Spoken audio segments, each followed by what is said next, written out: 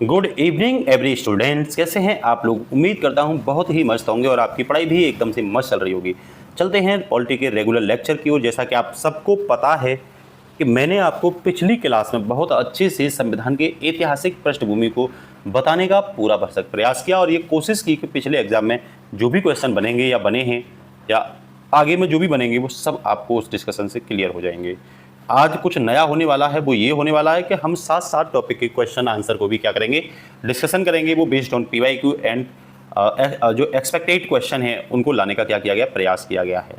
तो आज जो मैं पढ़ूंगा वो संविधान के भाग 1 को पढ़ूंगा, लेकिन उससे पहले मैं आपको ये बताने का प्रयास करूंगा कि भाई ये जो लेक्चर है, ठीक है ना, ये लेक्चर पढ़ने का मतलब है कि हमें यूपी से संबंधित जितने भी पेपर हैं, सेंटर के जितने भी पेपर हैं जहां पॉलिटी को कोर्स के रूप में रखा गया है, उन सबको यहां शामिल करने का प्रयास किया गया है। जैसा कि आप लोगों को पता है 26 जनवरी 1950 को जो संविधान लागू हुआ था उस संविधान को मूल संविधान कहते हैं और आज जो संविधान चल रहा है इसे वर्तमान और संशोधित संविधान कहते हैं। हमारे संविधान निर्माताओं ने जब ये संविधान बनाया था तो ये बात उनके दिमाग में पूरी तरीके से फिट हो रखी थी कि समय आने वाला जब आएगा तो चीज़ें परिस्थितियाँ बदलेंगी।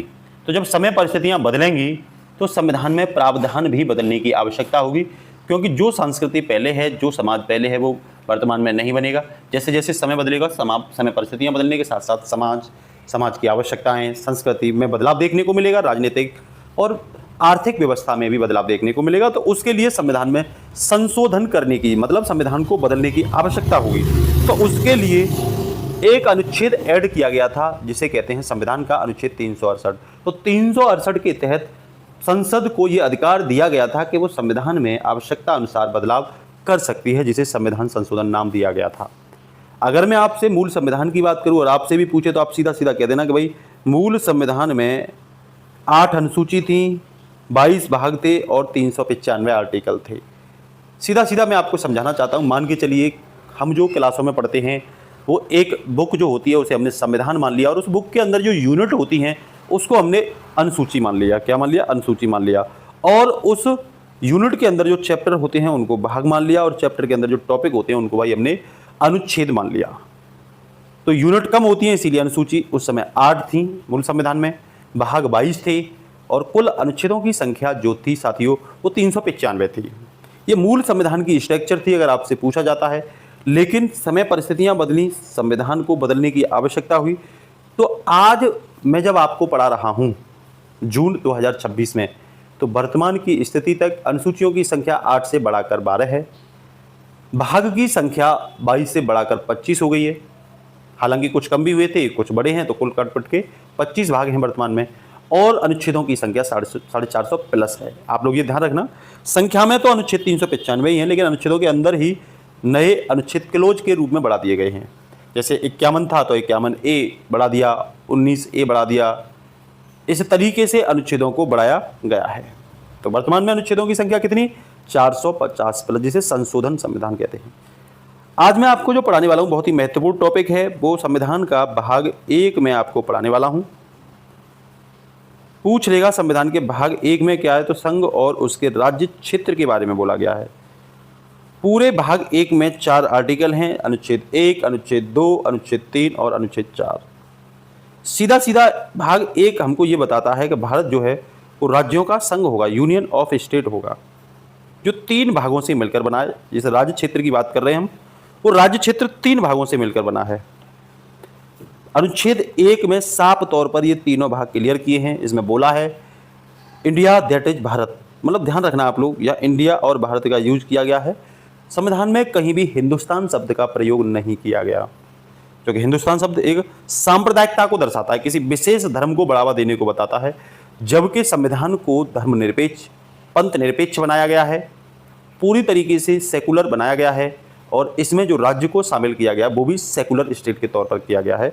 इसीलिए यहाँ पे धर्म से संबंधित नाम को ऐड नहीं किया गया, हिंदुस्तान नहीं बोला, इंडिया और भारत बोला, इंडिया दैट इज भारत, मतलब भारत राज्यों का संघ होगा, जिसमें 3 भाग होंगे, एक राज्य क्षेत्र होगा, एक संघ क्षेत्र होगा और एक भैया अर्जित क्षेत्र होगा। ध्यान रखना, भारत को फेडरेशन नहीं बोला है, आप लोग इतना जरूर ध्यान रखोगे कि भारत को फेडरेशन नहीं बोला। फेडरेशन का मतलब क्या होता है, क्यों नहीं बोला? फेडरेशन इसलिए नहीं बोला कि भारत किसी भी तरह के राज्यों के साथ मिलकर बने समझौते या संधि का परिणाम नहीं है। भारत ने उल्टा राज्यों को बनाया है, ना कि राज्यों ने किसी भी तरीके का समझौता करके भारत को बनाया। तो जब भारत ने राज्यों को बनाया है तो राज्यों को भारत से बाहर होने का, अलग होने का कभी भी कोई अधिकार नहीं है। भारत अखंड है, ये ध्यान रखना, इसको कभी भी तोड़ा नहीं जा सकता, ये अविभाज्य है, नॉन डिविजिबल है, ये ध्यान रख लेना। किसी भी स्थिति में भारत से अब अगला पाकिस्तान या उसके तरह का कंट्री नहीं बना सकते। कोई राज्य अपने दम पर या अपनी ताकत के दम पर अलग नहीं हो सकता, क्योंकि अखंड शब्द कभी भी तोड़ने को नहीं दर्शाता। फिर भारत को क्या बोला? यूनियन बोला है। कह रहा है संविधान सभा में यह शब्द डॉक्टर BR अम्बेडकर द्वारा क्या किया गया था? समर्थित किया गया था। ध्यान रखना, डिस्कशन में 4 चांद लगेंगे, एक भी क्वेश्चन आपका नहीं छूटेगा, ये आप लोग क्या करिए, विश्वास करिएगा। अब इससे संबंधित क्वेश्चन क्या पूछे गए भैया, तो आप ध्यान रख लेना। पहला है भारत का संविधान भाग 1 किससे संबंधित है? सीधा हेड मारोगे, संघ और उसके राज्य क्षेत्र से संबंधित है। भाग 1 अनुच्छेद 1 से 4 शामिल है। कह रहा है भारत में संघीय स्वरूप तथा राज्य क्षेत्र से संबंधित है। ये संघीय स्वरूप को भी दर्शा रहा है, ये ध्यान रख लेना। कह रहा संविधान के भाग 1 में कौन से अनुच्छेद शामिल हैं? तो 1 से लेकर के 4 तक। ये सबको आप कमेंट में और लिखोगे। सभी क्वेश्चन के आंसर हर बच्चा कमेंट में जरूर करे। ये मैंने बता ही दिया है। भाग 1 में अनुच्छेद 1 से 4 है। भारत राज्यों का क्या है? संघ है। अनुच्छेद 1 भारत और उसके राज्य क्षेत्र को दर्शाता है। 2 में क्या है? 3 में क्या है? 4 में क्या है? डिस्कशन धीरे धीरे करते रहेंगे। दूसरा जो भाग दे रखा है भाई, उसमें अनुच्छेद भाग 2 के दूसरे अनुच्छेद की मैं बात करूं तो यहाँ एक क्लियर पॉइंट आप लोग याद रखना कि इसमें जो ये दे रखा है वो नए राज्यों को संघ में शामिल करने का अधिकार है। जैसे जो कभी पहले भारत का हिस्सा नहीं थे, उनको भारत में आप अनुच्छेद 2 के तहत ला सकते हो, शामिल कर सकते हो। किए भी हैं भारत ने सिक्किम को किया है वर्ष 1975 में। आपके लिए क्वेश्चन ये है कि आप लोग मुझे ये बताओगे सिक्किम को कौन कौन से संविधान संशोधन के तहत भारत में शामिल किया गया है? 2 संविधान संशोधन है, ये मैं हिंट दे रहा हूँ। दोनों को आपको किस में लिखना है? कमेंट में लिखना, मैं पढ़ूंगा वहाँ पर। फिर इसके लिए अधिकार किसको दिया गया? इसके लिए अधिकार नए राज्यों को मिलाने के संबंधित जो कानून बनाएगी वो संसद बनाएगी। ऐसे राज्य बनने के बाद वो अनुच्छेद 1 के अधीन माने जाएंगे। जैसे 2 के तहत अगर वो भारत में शामिल कर लिए तो वो भी भारत का हिस्सा होंगे, संघ का हिस्सा होंगे, अनुच्छेद 1 के अधीन मान लिए जाएंगे। ठीक है। सिक्किम को विधि बनाकर संसद ने 1975 में पता भारत में शामिल कर लिया था। तो अनुच्छेद 2 में आपसे पूछे तो नए राज्यों का प्रवेश अधिकार किसके पास है? तो भाई संसद के पास है। तो आर्टिकल 2 में भी आपको कोई भी प्रॉब्लम नहीं होनी चाहिए। वहीं अनुच्छेद 3 की बात करूं तो संसद के कार्य हैं। कितने कार्य दिए गए? 6 कार्य दिए गए। बहुत व्यापक शक्ति संसद को दी गई है राज्यों के पुनर्गठन के संबंध में। अब ये वो राज्य शामिल किए गए हैं जो भारत का ही भाग हैं।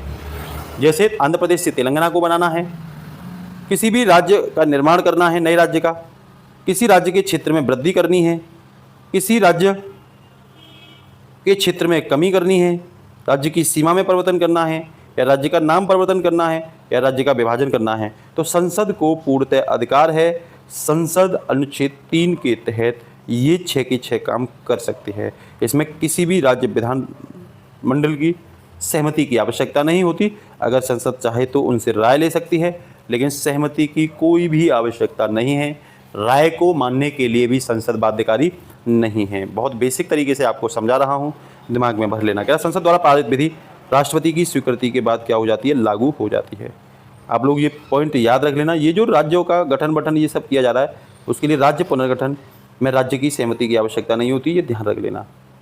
और इसके लिए राज्य पुनर्गठन आयोग भी बनाया गया था। राज्य पुनर्गठन अधिनियम भी 1956 में बनाया गया था, आप सबको पता होगा। ठीक है ना। बेसिक पॉइंट क्या है जो समझना है कि राज्य की सीमा बदलने, घटाने, नाम परिवर्तन करने का अधिकार केवल किसके पास है? तो आप लोग याद रखना केवल संसद के पास है, और ये और किसी के पास नहीं है। अब MCQ 3 को पढ़ते हैं, इसका आंसर आप लोग कमेंट में लिखोगे। अनुच्छेद 1 के अनुसार भारत क्या है? ये आंसर कहाँ दोगे आप? कमेंट में जवाब दोगे। ठीक है ना। साफ तौर पर बोला है यह संघ अविनाशी है। भारत राज्यों का संघ है, महासंघ नहीं है, परसंघ नहीं है, और एकात्मक राज्य भी नहीं है। कह रहा अविनाशी है, इसे भारत से अलग करने का कोई भी प्रावधान संविधान में नहीं है। राज्य भारत से किसी भी हालत में अलग नहीं हो सकते। इंडिया दैट इज भारत के अनुच्छेद में शामिल है, आप लोग कमेंट में लिखोगे।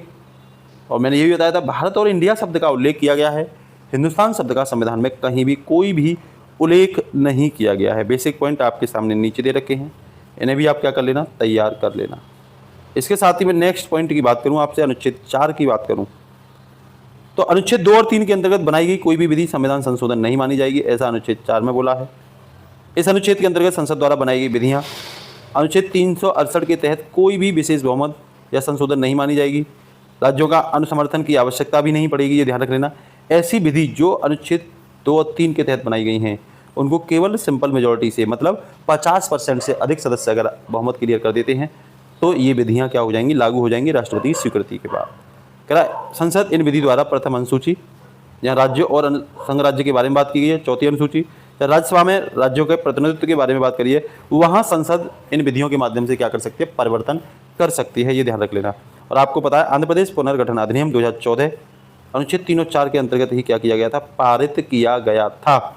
आप लोगों को क्वेश्चन ये बताना है कि आंध्र प्रदेश से तेलंगाना जो अलग किया था वो किस डेट को किया था, ठीक है। महत्वपूर्ण फैक्ट अगर बताऊं तो भारत का संघात्मक स्वरूप है, अनुच्छेद 1 में बोला गया है। यूनियन टेरिटरी मतलब यूनियन है भारत, फेडरेशन नहीं है। संसद को राज्य निर्माण सीमा परिवर्तन करने की शक्ति आर्टिकल 2 और 3 में दे रखी है। संसद की विधानसभा की राय मानने के लिए कह रहा है, राय मान सकती है विधानसभा से, राज्य विधानमंडल से अनुच्छेद 3 के तहत, लेकिन सहमति के लिए आवश्यक नहीं है। संबंधित कानून संविधान संशोधन नहीं माने जाएंगे, ऐसा अनुच्छेद 4 में बोला गया है। कह रहा अनुच्छेद 4 संविधान संशोधन नहीं माना जाएगा, साधारण बहुमत ही जरूरत पड़ेगी, राज्य की सहमति की आवश्यकता नहीं है, केवल राय ले सकते हैं।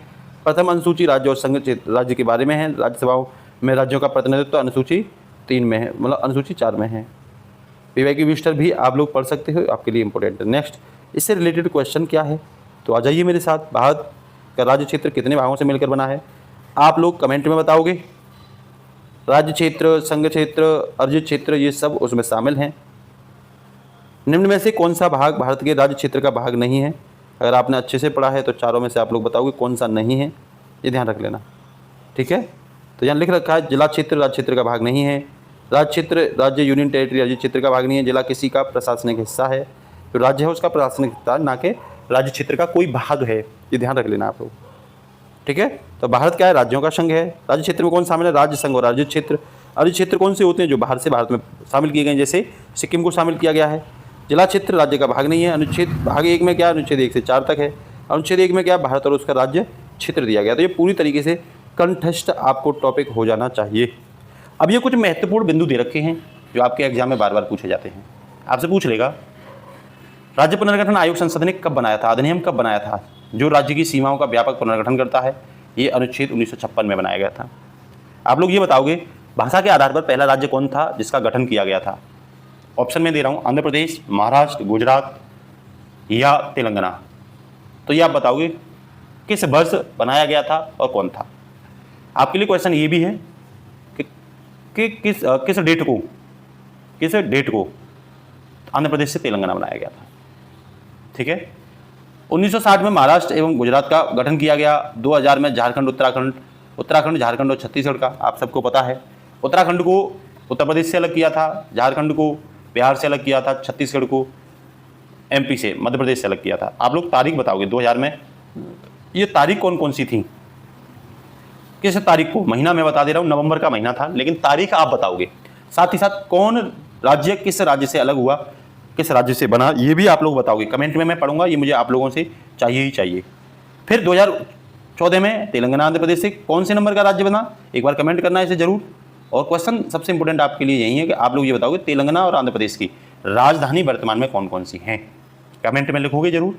2019 में जो जम्मू कश्मीर पूर्ण राज्य था अब तक, उसे जम्मू कश्मीर पुनर्गठन अधिनियम 2019 बना करके 2 केंद्र शासित राज्यों के रूप में बना दिया, एक जम्मू कश्मीर, दूसरा लद्दाख। ये ध्यान रख लेना आप लोग ये बताओगे जम्मू कश्मीर में लोकसभा की कितनी सीटें हैं, क्या लद्दाख में भी लोकसभा की सीट है, ये भी आप कमेंट में मुझे बताओगे, ठीक है ना। आप सबको पता, अनुच्छेद 1 में भारत और उनका राज्य क्षेत्र है। अनुच्छेद 2 में नए राज्यों के गठन के बारे में बात की गई। अनुच्छेद 3 में राज्यों का निर्माण और सीमा परिवर्तन के बारे में बात की गई। अनुच्छेद 4 में उपयुक्त विधियों की स्थिति, 2 और 3 आर्टिकल में जो संसद कानून बनाती है।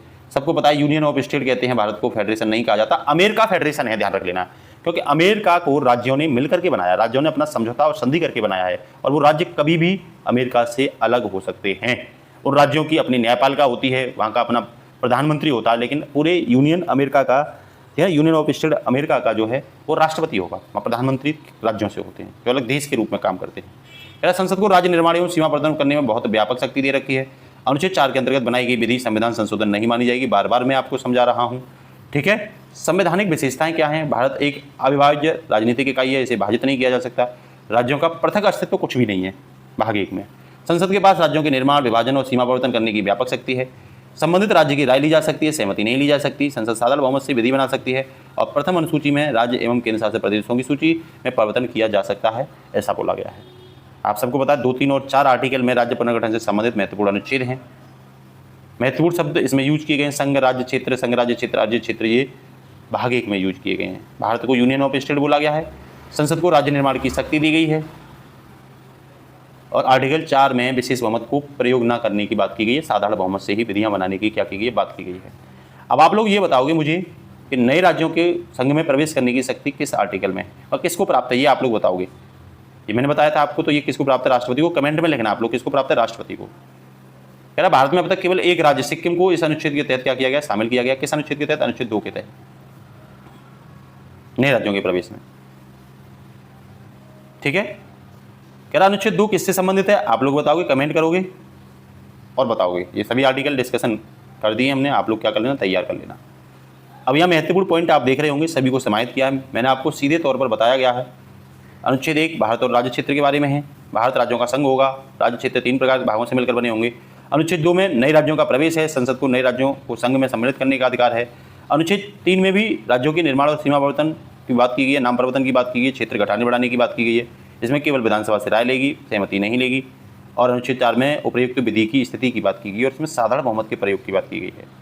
भारत राज्यों का संघ होगा, ये मैंने बता दिया। संघीय ढांचा मजबूत बनाने की शक्ति किसके पास है? संसद के पास।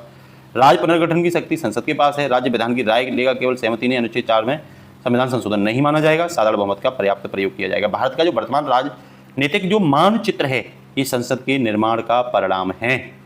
ये सब पॉइंट मैंने आपको डिस्कशन कर दिए हैं, ध्यान रख लेना। ये 10 के 10 फैक्ट मैंने आपको बता दिए हैं, तैयार कर लेना आप लोग। सभी 10 फैक्ट को आप कमेंट में लिखोगे, ये मैं चेक करूँगा। ये कौन राज्य कब बना मैंने ये बता दिया आपको। सभी डेट को कमेंट में मेंशन करना है आपको और मैं कमेंट पढ़ूंगा। कई बच्चे ऐसे हैं कमेंट नहीं करते, वो ध्यान रखें, अपना ही लॉस कर रहे हैं। ठीक है। अब इससे संबंधित क्वेश्चन क्या है? कह रहा है सिक्किम भारत का पूर्ण राज्य कब बना? आप लोगों को इसका आंसर कहाँ देना है? कमेंट में देना है कि भाई कब बना पूर्ण राज्य सिक्किम, क्योंकि भारत से शामिल किया गया है। मैंने अच्छे से बताया आपको, भाग 2 में नए राज्यों के प्रवेश की बात की गई है। अगला कह रहा है निम्न में से किस अनुच्छेद के अंदर राज्यों के निर्माण और सीमा परिवर्तन की बात की गई है? सबको पता है, आप लोग कमेंट में बताना। और चारों अनुच्छेद के बेसिक पॉइंट भी आप लोग क्या करोगे, कमेंट में करोगे, मैं चेक करूँगा। तो डिस्कशन कैसा लगा आपको जरूर कमेंट में बताना। आज की स्लाइड में आपको एक एक शब्द दिखाई दे रहा होगा। हमने प्रयास किया है कि आपको कोई प्रॉब्लम ना हो और जो भी एग्जाम आपके सामने आएंगे पॉलिटी का क्वेश्चन आपसे नहीं छूटेगा, ये वायदा है मेरा आपसे। बशर्त आप बार बार इनका रिवीजन करिए। अगर आप नए हैं तो चैनल को बिल्कुल भी सब्सक्राइब करना ना भूलें, लाइक करें क्लास को और जो क्वेश्चन पूछे जाने कमेंट करें। नमस्कार, जय हिंद। मिलते हैं अगले शानदार टॉपिक के साथ। ओके, बाय बाय बच्चों।